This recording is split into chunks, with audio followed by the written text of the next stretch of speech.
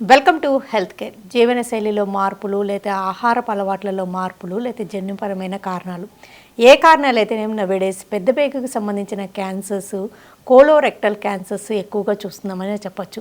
మరి వీటిని తొలి దశలో గుర్తించడం ఎలాగా, లక్షణాలు ఎలా ఉంటాయి, ట్రీట్మెంట్స్లో సర్జరీ ఎప్పుడు తప్పనిసరి, సర్జరీలో నవేడేస్ ల్యాపరోస్కోపీ సర్జరీతో పాటు రోబోటిక్ సర్జరీ చేయగలుగుతున్నారు, వాటి ఫలితాలు ఎలా ఉంటున్నాయి, ఎలాంటి ఎక్స్ట్రా అడ్వాంటేజెస్ ఉంటున్నాయి, ఈ వివరాలన్నీ అందించడానికి Apollo hospitals senior surgical oncologist and robotic surgeon doctor Ajay Raj Saxena గారు మనతో ఉన్నారు. ఆయన అడిగి మరిన్ని విషయాలు తెలుసుకుందాం. నమస్తే sir, welcome to the show. Hello అండి. పెద్ద పేగుకు సంబంధించిన క్యాన్సర్స్ అంటే మేజర్గా ఎలాంటివి ఉంటాయండి? మళ్ళీ కోలోరెక్టల్ అని, కోలాన్ అని, రెక్టల్ క్యాన్సర్స్ అని వింటుంటాం. వీటన్నిటిలో డిఫరెన్సెస్ ఒక్కసారి చెప్తారా? పెద్ద పేగు అంటే మన చిన్న పేగు పెద్ద పేగు ఎక్కడ కలుస్తుంది? పెద్ద పేగు అగైన్ మేము డివైడ్ చేస్తే దీంట్లో 2 పార్ట్స్ ఉంటాయి. ఒకటి కోలాన్ అండ్ రెక్టమ్. కోలాన్లో కూడా అగైన్ మేము డివైడ్ చేస్తే కుడివైపు ఉన్న కోలాన్, మరి అడ్డంగా ఉన్న కోలాన్ని ట్రాన్స్వర్స్ కోలాన్ అంటారు, మరి ఎడం వైపు ఉన్న కోలాన్ని లెఫ్ట్ కోలాన్ అంటారు, ఎస్ షేప్డ్ ఉన్న కోలాన్ని సిగ్మాయిడ్ అంటారు, మరి సిగ్మాయిడ్ అండ్ రెక్టమ్ అంటే మన మలద్వారం లాస్ట్ 15 to 18 సెంటీమీటర్స్ మన ఇంటెస్టైన్లో ఉన్న పార్ట్ని రెక్టమ్ అంటారు. సో మామూలుగా చూస్తే కోలాన్ క్యాన్సర్స్ అండ్ రెక్టల్ క్యాన్సర్స్లో చాలా డిఫరెన్సెస్ ఉంటాయి. కోలాన్ క్యాన్సర్స్లో కూడా మేము ఎక్కువ చూస్తున్న cancers either right side of కోలాన్లో రావచ్చు, ఎడం వైపులో రావచ్చు, రెక్టంలో కూడా రావచ్చు. ప్రెజెంటేషన్స్ ఈ 3 క్యాన్సర్స్లో డిఫరెన్సెస్ ఏముంటాయి అంటే, కుడివైపు ఉన్న కోలాన్ బాగా వైడ్గా ఉంటుంది, అంటే స్పేషియస్గా ఉంటుంది. కాబట్టి అక్కడ ఏదైనా గ్రోత్ వచ్చిందనుకోండి, అంత తొందరగా పేగు బ్లాక్ కాదు. అండ్ స్టూల్ కూడా బాగా లిక్విడ్ స్టూల్ ఉంటుంది. సో యూజువలీ కుడివైపు ఉన్న పేగులో గ్రోత్ వచ్చింది అనుకుంటే అది స్లోలీ దాని నుంచి రక్తం వెళ్తూ మా పేషెంట్స్ అన్ఎక్స్ప్లెయిన్డ్ ఎనీమియాతో మా దగ్గరకు వస్తారు. సో అన్ఎక్స్ప్లెయిన్డ్ ఎనీమియా అంటే స్లోలీ దాని నుంచి రక్తం కారుతూ ఉంటుంది. బై ద టైం ఆ మోషన్కి వెళ్తారు, నార్మల్గా మోషన్ రావచ్చు, బాడీలో రక్తం తగ్గుతుంది, ఎనీమియా రక్తహీనత అంటారు. పేషెంట్స్ కంప్లైంట్స్ ఏమి లేకుండా బాగా రక్తం తగ్గుతుంది, వీక్నెస్, ఫెటీగ్, మామూలుగా ముందులాగా పనిచేయకుండా వీక్నెస్ ఫీల్ అవ్వడము, లేకుంటే పాల్పిటేషన్స్, గుండె దడ ఎక్కువ కనిపించడము, అలాంటి సిమ్టమ్స్, వేగ్ సిమ్టమ్స్ ఉంటాయి. సో సైలెంట్గా ఇవి గ్రో అవుతూ ఉంటాయి. ఇన్ కాంట్రాస్ట్ లెఫ్ట్ సైడ్ ఉన్న క్యాన్సర్స్ నార్మలీ ఎడం వైపు ఉన్న పేగు చిన్నగా ఉంటుంది. దాంతోపాటు అటు సైడ్ వచ్చిన గ్రోత్స్ టిపికల్గా దారి బ్లాక్ చేస్తాయి, అంటే అబ్స్ట్రక్టివ్ సిమ్టమ్స్ అంటారు. అబ్స్ట్రక్టివ్ సిమ్టమ్స్తో వస్తారు. చాలామంది మేము చూస్తాము, ఆ గడ్డ బాగా పెరిగి పేగు మొత్తం బ్లాక్ చేసిన తర్వాత ఎమర్జెన్సీస్లో కూడా మా దగ్గరకు వస్తారు. అంటే ఎమర్జెన్సీగా ఆల్మోస్ట్ పేగు మొత్తం బ్లాక్ అయిపోయి కింద నుంచి మోషన్ ఆగిపోయి వామిటింగ్ చేసుకుంటా కడుపు ఉబ్బరంగా ఉండడం, ఇవి కంప్లైంట్స్ ఎక్కువగా ఉంటాయి. రెక్టల్ క్యాన్సర్స్ కాంట్రాస్టింగ్గా, రెక్టమ్ అంటే మన మలద్వారం, మన లాస్ట్ పేగులో ఉన్న లాస్ట్ 15 to 18 సెంటీమీటర్స్ పార్ట్ని రెక్టమ్ అంటారు. రెక్టల్ క్యాన్సర్స్లో ఉన్న కంప్లైంట్స్ కొంచెం డిఫరెంట్గా ఉంటాయి. రెక్టంలో నార్మలీ ఫ్రెష్గా బ్లడ్ మోషన్లో రక్తం పడుతుందంటే చాలామంది పైల్స్ అనుకుంటారు, కానీ అక్కడ చిన్న గ్రోత్ లాంటిది ట్యూమర్ ఉన్నప్పుడు కూడా దాని నుంచి బ్లీడింగ్ కావచ్చు. అండ్ ఆ బ్లీడింగ్ ఫ్రెష్ మనకు మోషన్కి వెళ్ళినప్పుడు ఫ్రెష్ బ్లడ్ లాగా కనపడుతుంది. దాంతోపాటు చేంజ్ ఇన్ హ్యాబిట్స్, బవల్ హ్యాబిట్స్లో మనకు చేంజ్ ఎప్పుడైనా డెవలప్ అయిందనుకోండి, ఆల్టర్నేటింగ్ అప్పుడప్పుడు కాన్స్టిపేషన్ ఉండడం, అప్పుడప్పుడు లూజ్ మోషన్స్ కావడం.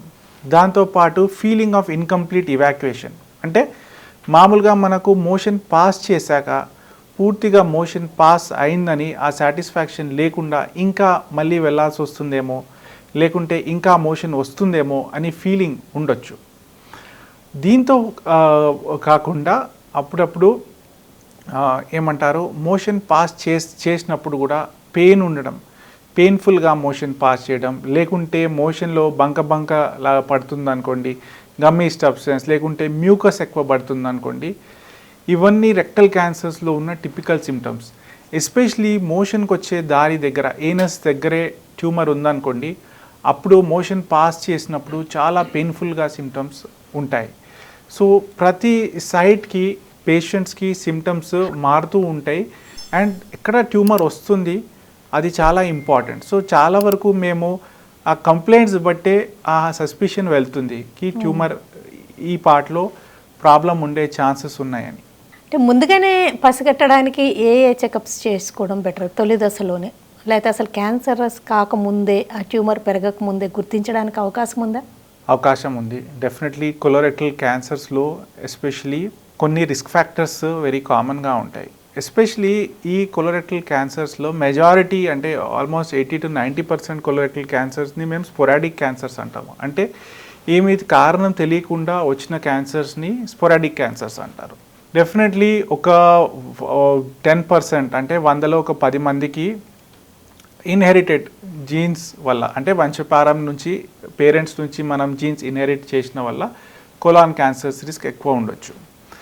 ఇప్పుడు ఈ స్పోరాడిక్ క్యాన్సర్స్ ఉన్నప్పుడు కూడా చాలా వరకు ఈ క్యాన్సర్స్ స్లోలీ ఒక చిన్న పుర్పిలాగా స్టార్ట్ అవుతుంది. అంటే ఎడినోమాటస్ పాలిప్స్ అంటారు, చిన్న పాలిప్స్ లాగా ఉంటాయి పేగులు. ఆ పాలిప్ నుంచి ఆ స్లోలీ పెరుగుతూ ఒక యూజువలీ మేము ఒక 5 to 10 years టైంలో ఆ పాలిప్ ఎడినోమాటస్ అయి హై గ్రేడ్ ఎడినోమాటస్ పాలిప్ అయి దాని నుంచి క్యాన్సర్ చేంజ్ వస్తుంది. ఆ పార్ట్లోనే ఇప్పుడు ఆ పాలిప్ని మనం చిన్నగా ఉన్నప్పుడే పట్టుకున్నామంటే విత్ ఎ సింపుల్ ఒక కొలనోస్కోపీ చేయించుకున్నారు, especially somebody who is at a high risk or ఎవరైనా రిస్క్ లేకున్నా కూడా age is a important factor. Colorectal cancer అనుకున్న యూజువలీ 50 years దాటాక క్యాన్సర్ వచ్చే రిస్క్ పెరుగుతుంది. సో ఇప్పుడు గైడ్ లైన్స్ ఏం చెప్తాయి అంటే మనము 45 years అప్పటి నుంచే ఒక 10 సంవత్సరాల్లో ఒక్కసారి స్క్రీనింగ్ కొలనోస్కోపీ చేయించుకున్నారనుకోండి, ఏం ఇబ్బంది లేనప్పుడు కూడా. సో మీరు ఒకసారి కొలనోస్కోపీ చేయించుకుంటే చాలా వరకు ఆ పాలిప్స్ చిన్నగా ఉన్నాయి అనుకోండి, ఆ పిరిపిల్ అప్పుడే ఆ పాలిప్స్ తీసేస్తే ఆల్మోస్ట్ 100% మనం ఒక క్యాన్సర్ ప్రివెంట్ చేసినట్టే. అంటే ఏ రకమైన పాలిప్ అయినా పాలిప్ ఉంది అంటే తీసేపించడమే బెటర్. పాలిప్ ఉంటే తీసేయడమే బెటర్. అగైన్ డిపెండ్స్, పాలిప్స్లో కూడా చాలా వరకు టైప్స్ ఉంటాయి. దాంట్లో కూడా ఎస్పెషలీ అడినోమాటస్ పాలిప్స్లో ఛాన్సెస్ ఎక్కువ ఉంటాయి. అపార్ట్ ఫ్రమ్ దాట్ నేను చెప్పాను ఒక 10% ఆఫ్ పేషెంట్స్లో మనకు ఫెమిలియల్ సిండ్రోమ్స్ ఉంటాయి. సో ఈ పేషెంట్స్ వీళ్ళు ఇంకా ఎర్లీగా కొలనోస్కోపీ ఇనిషియేట్ చేయించుకుంటే వాళ్ళకు బెనిఫిట్ ఉంటుంది. ఎస్పెషలీ 2 సిండ్రోమ్స్ ఉంటాయి కొలోరెక్టల్ క్యాన్సర్స్లో. ఫెమిలియల్ ఎడినోమాటస్ పాలిపోసిస్ సిండ్రోమ్ అంటారు. ఈ పేషెంట్స్లో ఆల్మోస్ట్ పెద్ద పేగు చూస్తే మొత్తం కోలాన్ అండ్ రెక్టంలో hundreds పాలిప్స్ ఉంటాయి. సో ఆ పాలిప్స్ని మనం అలానే వదిలేసామనుకుంటే అబౌట్ బై ద టైం వాళ్ళు 20-25 years అయ్యే వరకు అది డెఫినెట్గా 100% ఆ పాలిప్స్ క్యాన్సర్స్ అవుతాయి. ఈ పేషెంట్స్లో మేము ఈ యంగర్ ఏజ్ ఆల్మోస్ట్ 10 to 12 yearsలోనే మేము కొలనోస్కోపీస్ అడ్వైస్ చేస్తాము, స్క్రీనింగ్. అండ్ ఇంకో సిండ్రోమ్ ఉంటుంది, hereditary non polyposis cancer syndrome or Lynch syndrome అంటారు. ఈ సిండ్రోమ్స్ ఉన్నప్పుడు క్యాన్సర్ వచ్చే ఛాన్సెస్ తక్కువనే ఉంటాయి. Hardly 5% of colorectal cancers are because of HNPCC. కానీ స్టిల్ ఎర్లీగా మనము కొలనోస్కోపీ చేయించుకుంటే ఆల్మోస్ట్ ఈ క్యాన్సర్స్ని మనం ప్రివెంట్ చేయవచ్చు. అంటే ఎట్ ద టైమ్ ఆఫ్ కొలనోస్కోపీయే ట్రీట్మెంట్ చేసేయగలరంటారా? పాలిపెక్టమీ చేయాలంటే అట్ ద టైమ్ ఆఫ్ కొలనోస్కోపీనే చేయొచ్చు. ఇప్పుడు క్యాన్సర్స్ డిటెక్ట్ చేయడానికి ఇంకా వేరే టెస్ట్ కూడా ఉన్నాయి. అంటే స్టూల్లో బ్లడ్ వెళ్తుందా అంటే ఫీకల్ ఒకల్ట్ బ్లడ్ టెస్ట్ అంటారు. అది ఒక స్టూల్ టెస్ట్. అంటే కంటికి కనిపించకుండా సైలెంట్గా ఏదైనా బ్లడ్ పడుతుంది అంటే ఫీకల్ ఒకల్ట్ బ్లడ్ టెస్ట్, దాంట్లో బ్లడ్ ఉందంటే క్యాన్సర్ ఉండే ఛాన్స్ ఎక్కువగా ఉంటుంది. వేరే టెస్ట్ కూడా ఉన్నాయి. స్టూల్లో గోయక్ టెస్ట్ అని ఉంది, స్టూల్లో ఇమ్యూనోహిస్టోకెమికల్ టెస్ట్ ఉంది, అండ్ ఈవెన్ స్టూల్లో DNA టెస్ట్ కూడా వచ్చాయి. కానీ సెన్సిటివిటీ డిఫరెంట్గా ఉండొచ్చు, ఇంకా ఫ్రీక్వెంట్గా చేయాల్సి వస్తుంది. స్టూల్లో ఉన్న టెస్ట్ ఆల్మోస్ట్ సంవత్సరానికి ఒకసారి చేయాల్సి వస్తుంది. Stool DNA test almost once in 3 years చేయాల్సి వస్తుంది.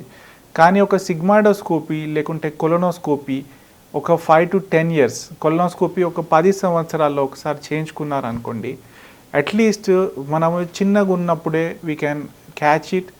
ఆ సేమ్ టైంలో ఆ పాలిప్ తీయొచ్చు అండ్ మనకు ఒక రెస్ట్ అష్యూర్డ్ ఉంటుంది పేగు క్లీన్గానే ఉంది అని.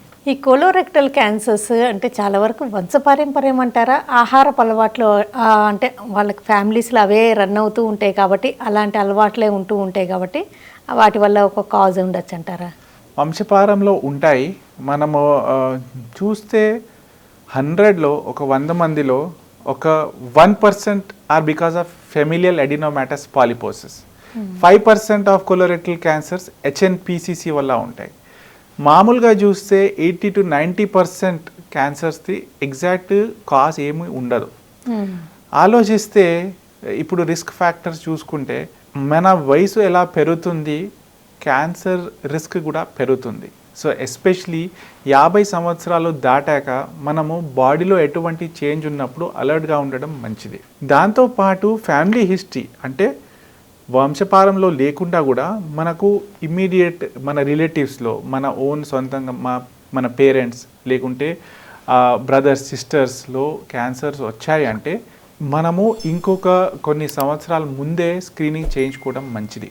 అడ్వైస్ ఏంటంటే ఆల్మోస్ట్ 10 years ముందే మనము స్క్రీనింగ్ స్టార్ట్ చేయాలి.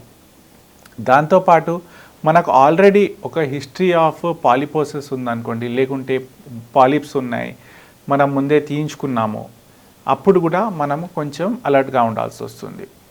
దీంతోపాటు ఈ పాలిపోసిస్ కాకుండా కొన్ని ఇన్ఫ్లమేటరీ బౌల్ డిసీజ్ అంటారు. దీంట్లో అగైన్ 2 ఇంపార్టెంట్ ఎంటిటీస్ ఉన్నాయి, ulcerative colitis and Crohn's disease. Ulcerative colitis and Crohn's ఉన్నప్పుడు కూడా క్యాన్సర్ వచ్చే రిస్క్ మామూలు మనిషి కంటే ఎక్కువగా ఉండొచ్చు.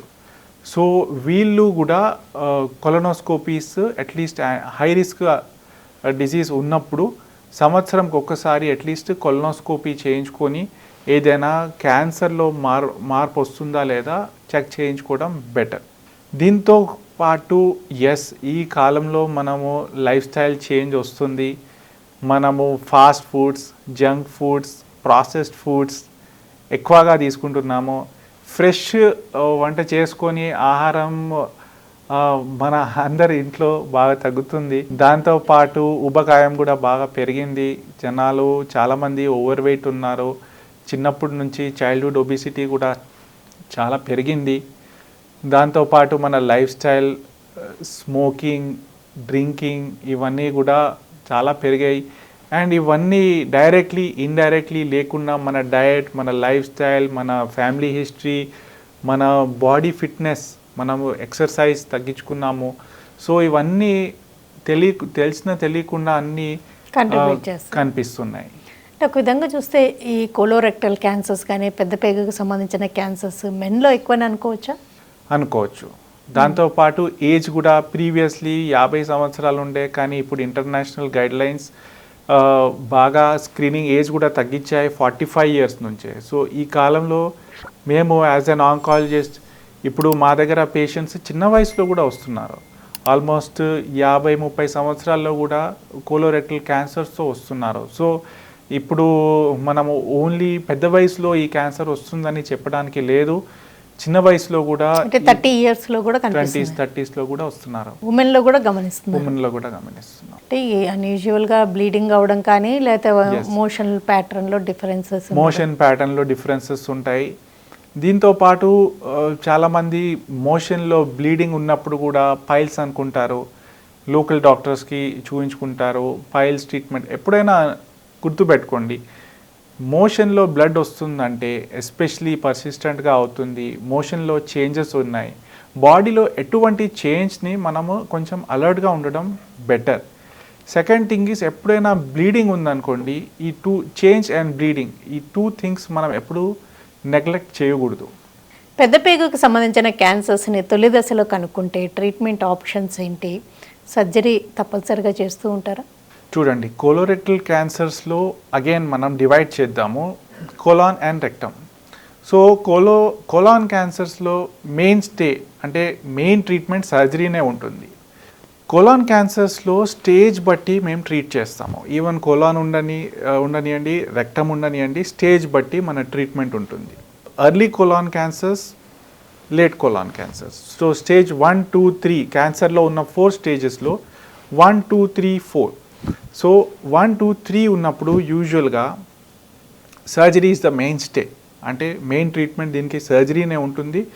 ఆ ఎఫెక్ట్ అయిన పార్ట్ని మేము తీయాల్సి వస్తుంది సర్జరీ చేసి. ఆ పార్ట్ని ఇప్పుడు కుడివైపు ఉన్న కోలాన్లో ఉందనుకోండి, రైట్ హెమికోలెక్టమీ అంటారు, లేకుంటే ట్రాన్స్ఫర్స్ కోలెక్టమీ, లేకుంటే లెఫ్ట్ సైడ్ ఉందనుకోండి లెఫ్ట్ హెమికోలెక్టమీ, లేకుంటే ఎఫెక్ట్ అయిన పార్ట్ని సర్జరీ చేసి తీస్తాము. ఆల్మోస్ట్ సర్జరీ అప్పుడు కూడా మేము ట్యూమర్తో పాటు ఆ ట్యూమర్ ఎక్కడ డ్రైన్ అవుతుంది ఆ లింఫ్ నోడ్స్తో పాటు తీయాల్సి వస్తుంది. So as a cancer surgery మామూలు సర్జరీ కంటే డిఫరెంట్గా ఉంటుంది. Same way rectum cancer tumour రెక్టంలో ఉందనుకోండి, యూజువల్గా రెక్టమ్ బాగా ఒక లిమిటెడ్ స్పేస్లో ఉంటుంది. అండ్ రెక్టంలో ఉన్న ట్యూమర్స్ కొంచెం డిఫరెంట్గా బిహేవ్ అవుతాయి. అంటే రెక్టమ్ ఒక మీసో రెక్టమ్ ఫ్యాట్తో సరౌండెడ్ ఉంటుంది అండ్ అక్కడ ఉన్న లింఫ్ నోడ్స్ కూడా ఎఫెక్ట్ అయ్యే ఛాన్సెస్ ఎక్కువ ఉంటాయి. సో రెక్టల్ క్యాన్సర్స్లో మేము ఏం చేస్తామంటే యూజువల్గా స్టాండర్డ్ ట్రీట్మెంట్ ఇప్పుడు స్టే చేయాలి. ఒక ఎంఆర్ఐ చేసి ఎగ్జాక్ట్గా అసెస్ చేస్తాము ట్యూమర్ ఎంతవరకు ఉంది, ఎంతవరకు స్ప్రెడ్ అయింది, లింఫ్ నోడ్స్ వరకు పాకిందా లేదా, స్పింక్టర్స్ వరకు వచ్చిందా లేదా. సో దాన్ని బట్టి ఎక్కువగా ఉందనుకోండి మేము కీమోథెరపీ విత్ రేడియేషన్ ఇచ్చేసి దాన్ని ష్రింక్ చేసుకొని, లేకుంటే ఫస్ట్ కీమోథెరపీ చేసి దాన్ని డౌన్ సైజ్ చేసుకొని దాని తర్వాత సర్జరీ చేస్తాము. అనదర్ థింగ్ ఈజ్ రెక్టల్ క్యాన్సర్స్లో సర్జరీ చేసినప్పుడు ట్యూమర్ ఏనస్ నుంచి ఎంత డిస్టెన్స్లో ఉంది దాన్ని బట్టి మేము అగైన్ డిసైడ్ చేస్తాము పేగు మళ్ళీ జాయిన్ చేయవచ్చా, స్పింక్టర్స్ ఎఫెక్ట్ అయినాయా లేదా. సో చాలా ఫ్యాక్టర్స్ ఆలోచించి ఈ సర్జరీ చేయాల్సి వస్తుంది. లాప్రోస్కోపీ అండ్ రోబోటిక్ సర్జరీస్ ఈ సర్జరీస్కి కూడా చేయగలుగుతున్నారు? Yes, definitely. ప్రీవియస్లీ ఈ సర్జరీస్ ఓపెన్ సర్జరీస్లో చేస్తుండే, కానీ ఇప్పుడు లాస్ట్ 10 to 15 ఇయర్స్లో నౌ స్టాండర్డ్ ఆఫ్ కేర్ లాగా చెప్పొచ్చు. లాప్రోస్కోపీ అండ్ రోబోటిక్ బోత్ని మనము మినిమల్ యాక్సెస్ సర్జరీస్ చెప్తాము. మినిమల్ యాక్సెస్ అంటే చిన్న కోతుతో సర్జరీ చేసినప్పుడు మినిమల్ యాక్సెస్ సర్జరీ చెప్తాం. సో దీనికి చాలా అడ్వాంటేజెస్ ఉన్నాయండి. పేషెంట్ తొందరగా యాజ్ అ సర్జన్ అనుకుంటే నేను మినిమల్ యాక్సెస్లో సర్జరీ చేస్తానంటే హార్డ్లీ వన్ థింగ్ ఈజ్ చిన్న కట్స్లో నాకు యాక్సెస్ వస్తుంది. దాంతోపాటు సర్జరీ చేసినప్పుడు నాకు ఆపరేటివ్ ఫీల్డ్ చాలా క్లియర్గా కనపడుతుంది. హార్డ్లీ 10 to 15 times మ్యాగ్నిఫైడ్గా ఉంటుంది. హై డెఫినేషన్ లేకుంటే ఈ మధ్య 4K విజన్ వచ్చింది, అంటే which is double that of high definition vision. 3-dimensional vision ఉంది, మ్యాగ్నిఫైడ్ విజన్ ఉంది. సో దాంట్లో మేము సర్జరీ ఫీల్డ్ బాగా ప్రిసైజ్గా లేయర్ బై లేయర్ మాకు కనపడుతుంది. సో అది చాలా అడ్వాంటేజెస్గా ఉంటుంది. దాంతోపాటు రోబోటిక్ సర్జరీస్లో రోబోటిక్ ఆర్మ్స్ని 3-dimensionalని ఆ ఆర్మ్ని మనం టర్న్ చేసుకోవచ్చు. సో మనము మామూలుగా మనం రిస్టెడ్ మూవ్మెంట్స్ అంటారు. సో ఆ రిస్టెడ్ మూవ్మెంట్స్ చాలా అడ్వాంటేజెస్. ఎస్పెషలీ మగవాళ్ళలో ఆ రెక్టంలో చేస్తున్న సర్జరీస్ మేల్స్లో మన పెల్విస్ ఒక బోనీ కేజ్ లాగా ఉంటుంది. దాంతోపాటు అక్కడ ఉన్న ఇంపార్టెంట్ స్ట్రక్చర్స్ ఇప్పుడు మన యూరిన్ కంట్రోల్ చేయడానికి వస్తున్న నర్వ్స్ అక్కడ ఉంటాయి. సో ఆ సేమ్ సర్జరీ నేను ఓపెన్ సర్జరీ కంటే రోబోటిక్గా చేస్తున్నాను అనుకోండి, ఆ నర్వ్స్ నేను ఇంకా క్లియర్గా చూసుకొని లేయర్ బై లేయర్ సర్జరీ చేస్తున్నప్పుడు ప్రిసిషన్ ఈజ్ మచ్ బెటర్. ఆ నర్వ్స్ని మనము బాగా క్లియర్గా ప్రిజర్వ్ చేయొచ్చు అండ్ దాన్ని డ్యామేజ్ కాకుండా చూసుకోవచ్చు. దాంతోపాటు ఎస్పెషలీ సెక్షువల్ ఫంక్షన్ కూడా ఆ నర్వ్స్ కంట్రోల్ చేస్తాయి. సో అది కూడా డెఫినెట్లీ రిజల్ట్స్ బెటర్గా ఉంటాయి. అండ్ మేము సర్జరీ మినిమల్ యాక్సెస్గా ఐదర్ లాప్రోస్కోపీ ఆర్ రోబోటిక్గా చేసినప్పుడు చిన్న కట్స్ కాబట్టి పేషెంట్స్కి రికవరీ బాగా త్వరగా ఉంటుంది. పెద్ద వూండ్ లేనప్పుడు పెయిన్ తక్కువ ఉంటుంది, హాస్పిటల్ స్టే తక్కువ ఉంది, జనాలు తొందరగా వర్క్కి రిటర్న్ అవ్వచ్చు, రికవరీ కూడా చాలా ఫాస్ట్గా ఉంటుంది. So their comfort is definitely much better. మరీ ముఖ్యంగా రెక్టంకి సంబంధించిన సర్జరీ చేసినప్పుడు ఆ భాగాన్ని తొలగిస్తే తర్వాత లైఫ్ ఎలాగా అనేది ఒక సోషల్ స్టిగ్మా లాగా ఉంటుంది. మీరు బ్యాగ్ లాంటివి అమర్చినా కూడా నవ్వేడేసి ఆ విషయాల గురించి ఎలాంటి అంటే డెవలప్మెంట్స్ చోటు చేసుకుని అంటారు? చూడండి, బ్యాగ్ అంటే చాలామంది భయపడతారు. రెక్టంలో ఉన్న ట్రీట్మెంట్స్ కొన్ని క్రిటికల్గా కొన్ని క్రూషియల్ ఆస్పెక్ట్స్ ఉంటాయి ఫర్ డిసిషన్ మేకింగ్. సో ఆ బ్యాగ్ మనం ఆలోచిస్తే టెంపరీగా ఉండొచ్చు, పర్మనెంట్గా ఉండొచ్చు లేకపోవచ్చు కూడా. దీంట్లో మేము చాలా ఫ్యాక్టర్స్ని ఆలోచించి ఆ బ్యాగ్ పెట్టాలా వద్దా అని డిసైడ్ చేస్తాం. ఫస్ట్ ఇంపార్టెంట్ ఏంటంటే మనం వయసులో కూడా ఏజ్ ఒక ఫ్యాక్టర్. దాంతోపాటు ట్యూమర్ ఫ్యాక్టర్స్ అంటే ట్యూమర్ ఏ లెవెల్లో ఉంది, ఎంతవరకు చుట్టుపక్కన స్పింక్టర్స్ లేకుంటే చుట్టుపక్కన మన మోషన్ ఆపుకోవడానికి యూజ్ చేస్తున్న మసిల్స్ని ఎఫెక్ట్ అయిందా లేదా ఇది చూస్తాము. సెకండ్, ఫంక్షన్ ఎలా ఉంది, ఆ మసిల్స్ ఎలా ఫంక్షన్ అవుతున్నాయి, అండ్ మన లెవెల్ డెఫినెట్లీ ఇవి చూస్తాము. సో మల్టిపుల్ ఫ్యాక్టర్స్ ఆలోచించి మేము డిసైడ్ చేస్తాము ఎంతవరకు చేయొచ్చు. ఇప్పుడు మేము రోబోటిక్గా చేసినప్పుడు కూడా బాగా మగవాళ్ళు కూడా డీప్గా మనం పెల్విస్లో వెళ్ళి డిసెక్షన్ చేయొచ్చు. అండ్ చాలా వరకు we try our best. Bag avoid అవుతుందంటే డెఫినెట్లీ బ్యాగ్ అవాయిడ్ చేయడానికే ట్రై చేస్తాము. కానీ ఒక్క point as patients or as public అందరు అర్థం చేసుకోవాలి, cancer treatment is more important than the bag. So bag గురించి ఎప్పుడు భయపడొద్దు. బ్యాగ్ ఉన్నా లేకపోయినా మీ మైండ్లో ఏముండాలంటే నా క్యాన్సర్ సర్జరీ పూర్తిగా మంచిగా ఆ క్యాన్సర్ బయటికి రావాలని అనుకోవాలి. ఒకవేళ బ్యాగ్ లాంటివి అమర్చిన తర్వాత వాళ్ళ లైఫ్ నార్మల్ లైఫ్ లీడ్ చేయొచ్చు. చాలామంది ఉన్నారు. దేర్ ఆర్ సిఇఓస్ ఉన్నారు, చాలామంది టెంపుల్ పుజారీస్ ఉన్నారు, నార్మల్గా హార్డ్ వర్క్ చేసుకునే వాళ్ళు ఫార్మర్స్ ఉన్నారు.